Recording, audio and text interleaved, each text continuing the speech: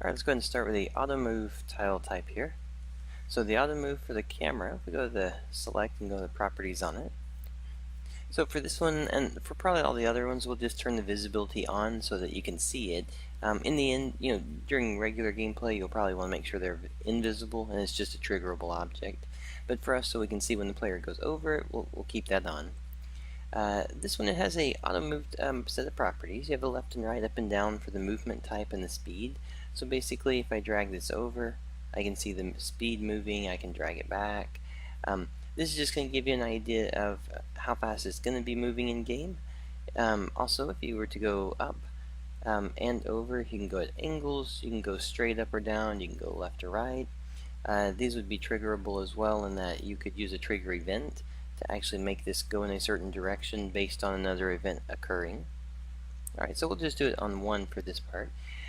For the options inside of camera, one of the things you have in the camera type is going to be it's going to basically say trigger it a little bit more specific for a player and for a target, meaning that you have a player with the player's ID, so the self ID on the player.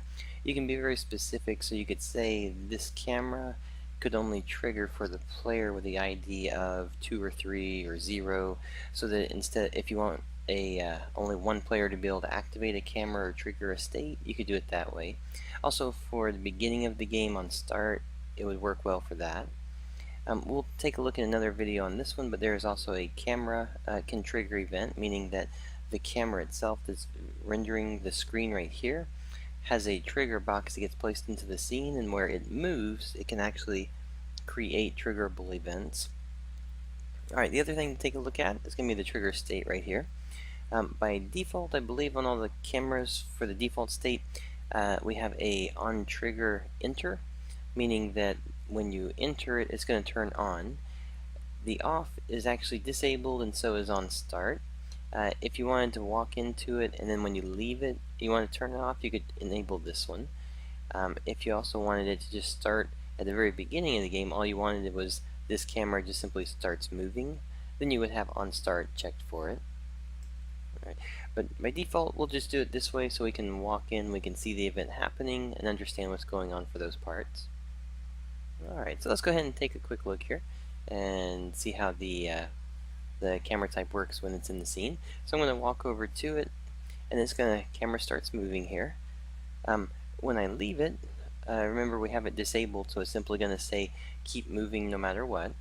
It's also set to unlimited, so no matter how many times I go through it, it's going to constantly be doing the auto move on it. I don't have anything blocking me from leaving the screen, so my player can actually freely move anywhere he wants to.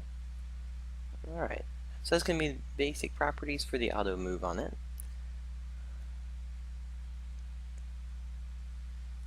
And then we'll set up in the next one, we'll do a couple of different auto moves so you can see it updating and changing for it.